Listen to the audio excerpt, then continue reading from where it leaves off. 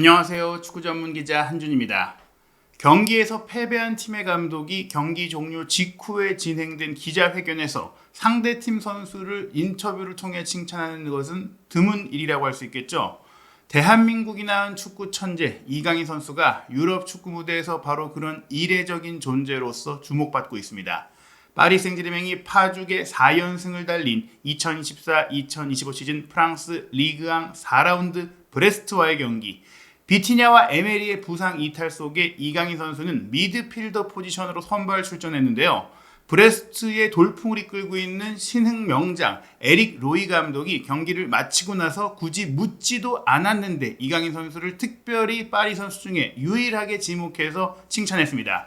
그리고 지난 시즌만 하더라도 박한 평가를 내려왔던 까다로운 프랑스 언론들도 미드필더 선수 중에 이강인 선수에게 최고의 평점을 내리며 찬사를 보냈는데요. 이강인 선수가 중원의 조율사로서는 파리의 공식 경기로는 처음으로 선발로 나섰고 또 경기 내내 풀타임을 그 자리에서 소화했습니다. 그러한 가운데 스페인의 유로 2024 대회 우승을 이끌었던 미드필더 파비안 루이스 그리고 포르투갈 대표팀의 특급 신성 미드필더인 주앙 네베스보다 이강인 선수가 더 낫다라는 극찬까지 나오고 있습니다. 프랑스의 현지 실제 반응이 어땠는지 또 어떤 플레이를 펼쳤길래 이런 반응이 나오고 있는 것인지 경기 주요 장면 세부 기록까지 총정리해드리겠습니다. 파리 생제르맹이 9월 15일 일요일 새벽 브레스트와의 프랑스 리그앙 4라운드 홈 경기에서 3대1의 완승을 거뒀습니다. 이번 승리로 4전 전승 승점 12점으로 선두를 달리고 있고 올 시즌 프랑스 리그앙 우승을 일찌감치 예약하고 있는 모습인데요. 물론 로베르토 데체르비 감독이 부임한 올랭피크 마르세유도 승점 10점, AS 모나코도 승점 10점으로 4라운드 일정까지 치열하게 파리 생제르맹을 추격하고 있는 상황입니다. 더더욱 파리와 마르세유, 파리와 모나코의 경기에 대한 주목이 커지고 있는데요. 이날 경기 파리의 득점자 명단에 이강인 선수는 없었지만 이강인 선수가 2골을 넣은 덴벨레와 더불어 가장 높은 평가, 무엇보다 상대팀 감독이 유일하게 인정하고 칭찬한 선수로서 이름을 올렸습니다. 파리 리포트가 보도한 내용에 따르면 브레스트의 감독 에릭 로이는 경기를 마치고 나서 힘든 경기였다. 파리 생제르맹은 훌륭한 팀이었다. 전체적으로 파리 생제르맹이 지난 시즌보다 강하고 또 인상적인 카운터 프레싱, 전방 지역에서 공을 빼앗아서 바로 공격하고 득점을 만들어내는 플레이를 펼치고 있다고 칭찬을 했습니다. 킬리안 음바페가 있었던 지난 시즌보다 그가 떠난 이후 올 시즌의 파리가 더 강하다고 이야기한 것도 인상적인데요. 파리 생제르맹이 우리보다 좋은 팀이었다고 하면서 특히 이강인 선수가 정말 인상적이었다라고 첨언한 것이죠. 이 브레스트가 어떤 팀이냐면 여러분들이 생소할 수 있는 팀이지만 지난 2023-2024 시즌에 프랑스 리그앙에서 깜짝 3위까지 성적을 거두면서 UEFA 챔피언스리그 진출을 이룬 팀이거든요. 지난 시즌 리그앙 34경기 17승 10무 7패 프랑스 리그앙 전통의 강호인 릴이라든지 니스 그리고 리옹 같은 팀을 제쳐내고 챔피언스리그 진출권을 따내면서 지금 에릭 로이 감독이 유럽에서도 가장 주목받는 감독으로 평가를 받고 있는데 그러한 감독이 파리의 전술적인 세부적인 면을 칭찬하고 또 엔리케 감독에게 찾아가서 축하를 하면서 이강인 선수를 따로 칭찬한 것은 이강인 선수가 입지 논란을 겪고 있을 선수가 아니다. 파리 내에서 더 큰 영향력과 존재감을 갖게 될 선수라는 것을 암시하고 있습니다. 실제로 통계 기록, 객관적인 데이터를 통한 평가에서도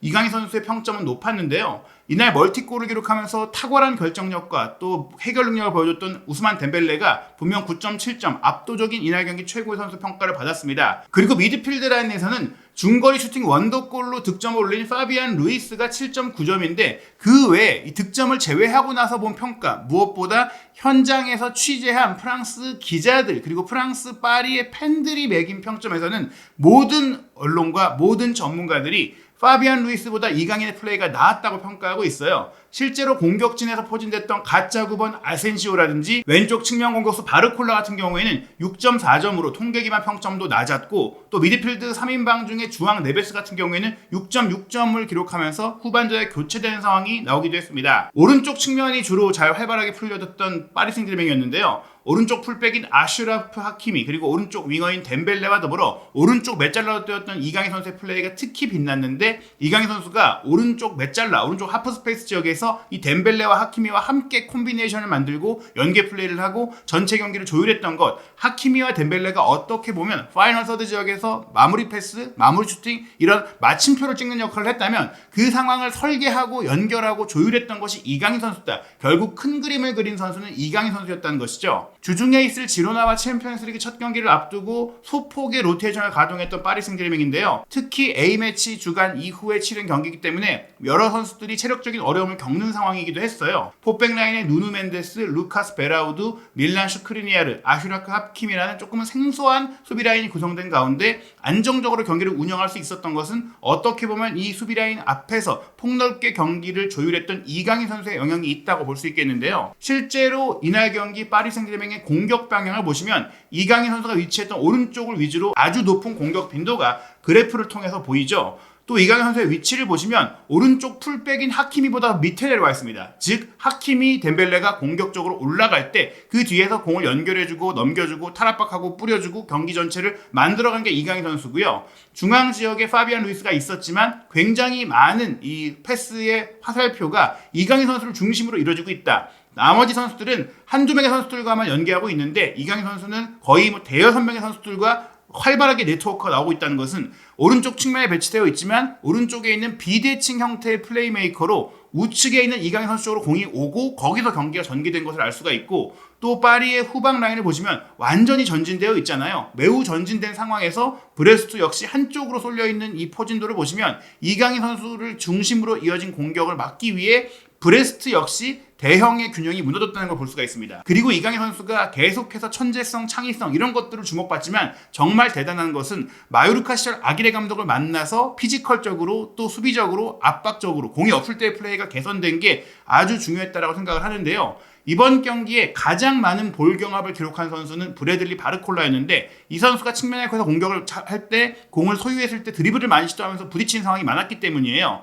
16번의 지상볼 경합에서 바르콜라가 승리한 것은 정작 4번밖에 안 됐어요. 그 다음으로 많이 경합을 시도한 선수가 이강인 선수였는데 14번의 지상볼 경합이 있었는데 그 중에 10번을 승리하면서 공을 다툴 때 이강인 선수가 항상 확보해내면서 특히 카운터 프레싱을 강조했던 에릭 로이 감독의 이야기에서 이강인 선수가 달려들면서 압박하고 거기서 빠르게 공을 탈취하면서 파리가 공격을 전개한 속도감 있는 플레이가 펼쳐진 것도 매우 중요했습니다. 이렇게 공격적으로 압박을 하고 수비적으로 많이 뛰어주는 이강인 선수가 공을 소유했을 때는 94%의 아주 높은 패스 성공률, 파리에서 가장 많은 패스를 시도한 선수들 중에서 가장 높은 성공률을 기록했던 게 이강인 선수이고요. 그러면서 2개의 키패스를 기록했고 4차례의 크로스 패스도 연결했고 2차례의 롱볼이 모두 정확하게 연결되는 100%의 성공률 등 빅찬스를 직접 만들어냈던 것은 덴벨레나 또 누누 멘데스, 하키미 같은 측면 자원들이었지만 이강인 선수가 중앙지역에 내려와서 그 선수들의 결정적인 패스에 기점 패스, 세컨드 패스 등을 만들어가면서 이강인 선수를 통해서 공격의 방향이 결정됐다고 볼 수 있는 그런 내용의 경기였습니다. 이강인 선수의 세부 기록을 보시면 오른쪽 하프 스페이스를 기반으로 수비 지역, 공격 지역 그리고 오른쪽 사이드 지역까지 폭넓게 영향력을 미쳤고 또 오른쪽에만 한정된 게 아니라 왼쪽 측면까지도 넘어가면서 프리롤에 가깝게 움직인 것을 보실 수가 있고 또 양쪽 코너 지역, 세트피스도 이강인 선수가 전담한 것을 보실 수 있는데요. 90분 풀타임을 소화하면서 108회의 볼터치, 거기서 말씀드린 94%의 패스 성공률이 무려 83회에 가까운 패스를 시도하면서 나왔고 슈팅 시도는 한 차례밖에 없었습니다. 이번 경기는 이강인 선수가 확실하게 한 칸 밑으로 내려가서 경기를 풀어주고 이끌어가는 선수였거든요. 하지만 그만큼 뛰어갈 공간이 많다 보니까 또 측면으로 이동했을 때 덴벨레의 자유로운 움직임에 따라서 4차례의 드리블 돌파도 시도했고 거기서 2번이나 성공하는 모습을 보여주면서 4차례의 파울도 당하면서 세트피스 기회도 얻어냈거든요. 또 수비 상황에서는 4차례의 태클을 기록하는 등 중앙 미드필더로서 공수, 연결, 양면에 걸쳐서 본인의 영향력을 확실하게 보여줬고 이 경기 내에서 본인의 존재감을 많이 보여줬습니다. 그러다 보니까 프랑스의 유력한 언론사죠. 막시푸시 매긴 평점에서는 2골을 넣은 덴벨레 선수가 선제골을 페널티킥으로 내주면서 조금은 어렵게 출발했던 파리가 3대1의 완승으로 경기를 마치는 데 있어서 가장 큰 영향력을 미친 것이 맞지만 미드필드진에서는 이강인 선수에게 가장 높은 평점을 줬어요. 하키미 8점, 그 다음 이강인 선수의 7점이 이번 경기 세 번째로 높은 평점이었는데요. 파비안 루이스가 스페인 대표 선수로서 말씀드린 유로 2024 우승 과정에 정말 뛰어난 역할을 했고 지난 시즌 후반기에도 파리에서 가장 뛰어난 미드필더로 활약을 했거든요. 비티냐와 파비안 루이스가 워낙 좋은 경기력을 펼쳤던 것이 이강인 선수가 조금은 미드필드 라인으로 투입되기 어려운 이유 중에 하나였는데 이번 경기만큼은 파비안 루이스가 득점을 했음에도 불구하고 막시 푸대 평점에서는 5.5점을 받았고 또 입단하자마자 아주 돋보이는 플레이를 펼치고 있는 포르투갈 대표 미드필더 주앙 네베스도 6.5점이었습니다. 막시풋은 이강인 선수에게 7점을 주면서 비티냐, 자이르 에메리의 부재 속에 선발 명단에 이름을 올린 한국인 공격형 미드필더 이강인은 종종 원터치로 공을 잡아내고 연결하면서 경기를 훨씬 더 원활하게 만들었다. 즉 간결한 터치, 영민한 움직임, 민첩한 플레이를 통해서 상대의 압박 수비를 풀어냈던 과정에 이강인 선수가 중심에 있었다는 겁니다. 라인 사이를 오가는 위치 선정이 브레스트에 많은 문제를 일으켰다면서 단지 공을 원터치로 연결한 것뿐 아니라 아주 좋은 위치를 차지하고 이동해가면서 상대 수비를 허물었던 역할이 이강인 선수에게 있었고 그렇게 만든 공간을 다른 선수들이 활용하면서 득점이 나왔다는 것이죠.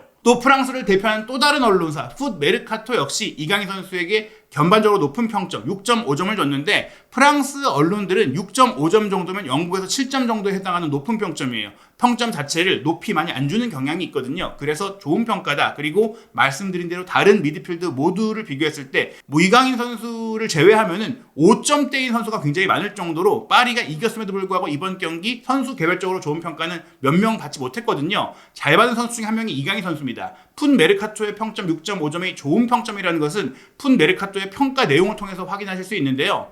푼 메르카토는 이날 경기 이강인 선수의 활약에 대해서 의심할 여지 없이 쌍스두때 이게 신두다 without doubt라는 뜻이죠. 파르크 데 프랑스 경기장 파리의 홈 경기에서 파리의 미드필더 중에 볼 활용에 있어서 가장 뛰어난 선수다. 이강인 선수가 공을 잘 활용하면서 공을 가지고 가장 좋은 플레이를 만들어간 선수다. 비티냐가 부상으로 빠진 가운데 미드필더로 출전한 이강인은 무리하지 않으면서 템포를 잘 조절했다. 라인 사이를 편안하게 오가면서 패스를 통해서 본인이 이타적인 플레이로 동료를 찾아내고 또 공을 빼앗아 오는데 어려움이 없었다. 이 역할을 아주 수월하게 수행했다는 것입니다. 뿐만 아니라 경기를 구성하는 과정, 콘트룩시온, 빌드업 과정에서도 매우 중요한 역할을 했다라고 평가했습니다. 파리의 팬들의 시선도 마찬가지였는데요. 파리의 대표적인 팬 미디어인 파리팬의 평점에서도 미드필더 파비안 루이스, 주앙 네베스가 6점이었는데 이강인 선수가 6.5점으로 가장 높은 평가를 받았습니다. 파비안 루이스 같은 경우에는 전반전에는 투명인간 같았다고 했어요. 득점을 올리긴 했지만 경기의 모든 단계에서 눈에 띄기 위해서는 조금 고전을 했다. 미드필드에서 부족한 면이 있었다. 다만 멋진 골로 경기의 분위기를 바꿨기 때문에 6점을 받을 수 있었다는 것이고 주앙 네베스 같은 경우에는 전반전이 좀 혼란스러웠다. 이리저리 움직였던데 조금 정신이 없었다. 그래도 흠잡을 데 없는 활동량, 열심히 뛰긴 했고 또 올바른 움직임을 결국에는 보여줬고 때때로 왼쪽으로 이동해서 측면을 커버하는 모습도 흥미로웠다라는 평가가 나왔습니다. 이강인 선수에 대해서는 6.5점 주면서 공격적인 콤비네이션이 좋았다고 하며 경기 연계 플레이가 좋았다고 했는데요. 다만 더 큰 차이를 만들기 위해 여기서 본인이 공격 포인트까지 만들기 위해서는 힘이 조금은 부족해 보였다. 힘을 좀 더 키울 필요가 있겠다. 그리고 조금은 위험을 많이 감수하지 않았던 모습이 아쉽다고 했는데 이런 점들은 아무래도 본인이 미드필더로서 조금 더 안정적으로 경기를 운영해야 되는 역할 때문이 아니었을까 생각을 합니다. 잘 돌아서면서 좋은 터닝 동작으로 공을 어떤 압박에도 거의 잃어버리지 않는 빼어난 볼 관수 능력을 보여줬지만 더 많은 공격적인 불꽃이 조금 필요하다. 조금 더 잘하지 않을까? 조금 더 잘해줄 수 있지 않을까? 본인의 날카로움, 공격성 좀 더 보여주면 더 좋겠다. 이런 평가를 한 것입니다. 실제 경기 장면들을 보시면 이강인 선수가 어떻게 연기했는지 보실 수 있는데요. 전반 16분에 바르콜라가 왼쪽 공격수잖아요. 가운데로 공을 끌고 들어오면서 오른쪽 메잘라 위치에 오른쪽 하프 스페이스 후방에 있는 이강인 선수에게 공을 넘겨줍니다. 이 공을 받은 이강인 선수가 덴벨레에게 공을 툭 밀어주고 전진하죠. 그 전진하는 타이밍에 맞춰서 덴벨레가 논스톱 패스를 줬을 때 수비가 따라 붙자 공격 지역으로 넘어가는 순간 이강인 선수가 백힐 패스를 덴벨레에게 내주고 다시 뒷공간으로 뛰어가자 덴벨레가 그 동사에 맞춰서 이강인 선수에게 스루 패스를 딱 찔러주면서 우측 측면을 완전히 허무는 장면이 나와요. 이처럼 이강인 선수가 동료들과 완전히 텔레파시 호흡이 맞고 있고 특히 현재 파리 최고의 재능을 보이고 있는 덴벨레와의 호흡이 가장 좋은 선수가 이강인 선수였어요. 이렇게 상대의 밀집 중앙 수비를 밀집 압박을 풀어낼 때 원터치 연결이 굉장히 좋았고 전반 41분에는 굉장히 좋은 압박으로 동점골의 기점이 됐습니다. 동점골 자체가 이강인 선수의 압박과 움직임 덕분에 나왔다는 게 이 장면 때문에 나온 얘기인데요. 이 상황은 1차적으로 브레스트 선수들이 자기 중에서 공을 풀어 나올 때 파비안 루이스가 먼저 좋은 커트를 보여줬어요. 파비안 루이스의 압박이 좋았죠. 그 다음에 파비안 루이스가 이강인 선수에게 공을 넘겨주고 이강인 선수가 파비안 루이스에게 주고 파비안 루이스가 왼쪽으로 공을 전개하는데 이 공을 브레스트에서 다시 차단했거든요. 그 순간 이강인 선수가 굉장히 적극적으로 달려들고 압박하면서 상대 페널티 에어리어 앞에 센터 아크 쪽에서 이 공을 끊어냅니다. 이 공을 압박합니다. 이 압박으로 인해 브레스트의 후방적 패스의 안정성이 떨어지면서 결국에는 파리 쪽으로 다시 공소유권이 넘어왔고 여기서 바르콜라의 패스를 받은 아센시오의 크로스 패스를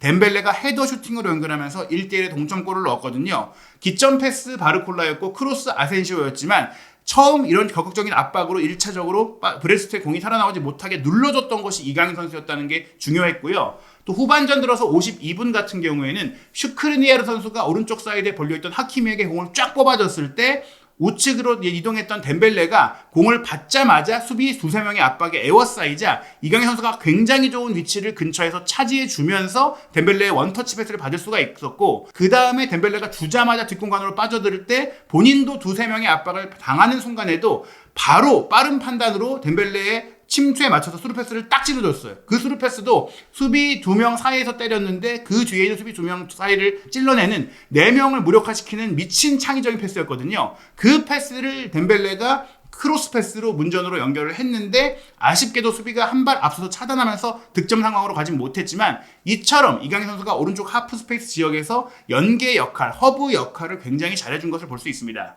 64분 이 장면 같은 경우에는 센터백인 슈크리니아르가 수비형 미드필드 위치까지 내려와서 공을 받아줬던 이강인 선수에게 바로 줬을 때 이강인 선수는 전방 압박이 자신에게 따라붙자 한 번 어깨로 흔들어낸 다음에 패스 동선을 확보하고 나서 그대로 지체 없이 중앙 네베스 쪽으로 전진 패스를 강하게 찔러 넣습니다. 공격 속도로 매우 빠르게 가져간 것이죠. 이미 시야가 확보되어 있었고 기술적인 자신감이 있었기 때문에 나올 수 있었던 패스였는데요. 이 패스를 받은 주앙 네베스의 스루 패스를 아센시오가 수비 뒷공간으로 빠져들면서 받아서 골키퍼를 통과시키는 마무리 슈팅으로 골망을 갈랐는데 아쉽게도 이 상황에서 아센시오가 수비라인 뒤로 이제 한 발 앞서 있던 것이 확인이 되면서 오프사이드로 이 골은 인정을 받지 못했습니다. 이 장면도 주앙 네베스의 킬러 패스가 나왔다고 볼 수 있지만 그 전 이강인 선수가 브레스트의 전방 압박을 한 번에 무력화시켰던 이 후방에서의 전진 패스, 과감한 패스, 날카롭게 중앙지역을 통과시킨 이 패스가 중요했던 것이죠. 파리 생제르맹은 이렇게 이강인 선수를 통한 공격이 계속해서 이루어지다가 73분에 역전골을 넣게 되는데요. 덴벨레가 이번에는 오른쪽 하프 스페이스로 들어오고 이강인 선수가 왼쪽으로 이동했을 때 덴벨레의 스루 패스를 받은 하키미가 뒤로 빼준 컷백 패스를 이강인 선수와 파비안 루이스가 나란히 침투에 들어갈 때 파비안 루이스가 먼저 잡았어요. 그리고 파비안 루이스가 꽤 먼 거리에서 그대로 왼발 가마차기 슈팅을 왼쪽 골문 상단 구석으로 찔러 넣는 원도골로 2대1 역전을 만들었습니다. 중요한 것은 이 골이 파리의 역전골이자 승리를 이끌어냈던 결정적인 골이었는데 이러한 골을 넣은 파비안 루이스보다 프랑스 현지 매체들 주관적인 시선으로 봤던 경기를 보고 나서 본인의 생각을 반영한 평점에서는 이강인 선수가 더 높은 평가를 받았다는 거예요. 75분 교체로 들어왔던 무아니의 압박도 굉장히 중요했는데요. 루이스 에니케 감독이 부임하면서 파리의 전방 압박 능력, 전술적인 밀도가 좋아졌다는 게 이런 장면입니다. 무아니의 압박을 통해서 브레스트의 후방 패스가 좀 무력화됐고 2대1 상황에서 공격적으로 나오려고 했던 브레스트가 여기서 공을 빼앗기면서 네베스의 차단 후 두에 선수가 논스톱 패스로 무아니에게 스루 패스를 줬을 때 무아니가 좀 아쉬웠던 게 결정력이거든요. 이 패스를 받아서 쇼트 카운터가 이루어졌을 때 무아니의 슈팅이 골키퍼 정면으로 향하면서 골키퍼에 막히고 나왔는데 흐른 공을 덴벨레가 가볍게 밀어넣으면서 정확하게 밀어넣으면서 3대1이 됐죠. 덴벨레 같은 경우엔 이 두 골을 넣은 것뿐 아니라 사실 전반적으로 1대1 상황 또 두 명이 둘러싸여도 굉장히 날카로운 움직임을 보여주고 또 본인의 천재성을 확실하게 보여주면서 덴벨레 같은 경우에는 음바페가 떠난 이후 현재 파리 최고의 공격수라는 것들을 보여주고 있는데 그 덴벨레를 잘 받쳐주는 게 이강인 선수예요. 이 장면도 77분 덴벨레가 오히려 한 칸 밑으로 내려가고 이강인 선수가 우측 전방으로 올라갔을 때 4명의 브레스 선수가 에워싸고 있는 가운데 이강인 선수가 이 선수들의 압박에도 전혀 흔들리지 않고 공격적으로 침투하던 무아니에게 좋은 패스를 줬어요. 그 다음에 다시 이 공을 받기 위해 이강인 선수가 달려 들어갔는데 무아니의 패스 선택이 조금 늦었거든요. 그러다 보니까 늦게 온 패스로 인해 이강인 선수가 결국 공을 받았을 때 차단이 됐는데 조금만 빨리 줬다면 바로 줬다면 이강인 선수가 왼발 슈팅을 때릴 수 있는 그런 공간과 시간이 생겼을 텐데 무아니의 플레이가 아쉬웠다. 하무스가 부상해서 돌아온다면 이 선수가 또 이강인 선수와 호흡이 좋기 때문에 하무스, 이강인, 덴벨레, 하키미 이렇게 우측이 구성이 된다면 이강인 선수가 오른쪽 메잘라 위치에서 오른쪽의 플레이메이커로서 아주 좋은 활약을 앞으로도 펼칠 수 있을 것이다. 프랑스 파리에서 굉장한 주목을 받고 있는 신성 자이르 에메리가 아니라 이강인 선수가 닭주전으로 뛸 수 있을 정도로 이강인 선수의 플레이 퀄리티와 노련미가 정말 좋다고 볼 수 있겠습니다. 이강인 선수는 올 시즌 챔피언스리그 첫 경기를 준비합니다. 9월 19일 한국 시간 목요일 새벽 4시에 파리 생제르맹이 스페인 라리가 클럽 지로나와 경기를 치르고요. 이어서 9월 22일 일요일 새벽 4시에는 스타드 랭스와의 프랑스 리강 5라운드 경기, 9월 28일 토요일 새벽 4시에는 스타드 렌과의 프랑스 리강 홈 경기가 있고, 가장 많은 주목을 받고 있는 경기는 10월 2일 새벽 4시에 열릴 아스널과의 챔피언스리그 2라운드 원정 경기입니다. 10월 달에는 니스 원정 등 주목할 만한 경기들, 또 마르세유와의 르 클라지크 등 굉장히 중요한 경기들이 이어지는데요. 한준TV에서 날이 갈수록 유럽 내에서도 본인의 천재성을 인정받고 있는 이강인 선수의 활약상과 프랑스의 현지 반응들, 또 중요 기록을 통한 정밀한 분석들 제공해드리도록 하겠습니다. 한준TV 구독, 좋아요, 알림 설정으로 이강인 선수를 비롯한 한국인 유럽파 선수들의 최신 소식, 유럽 축구 최신 이슈 놓치지 않으시기 바랍니다.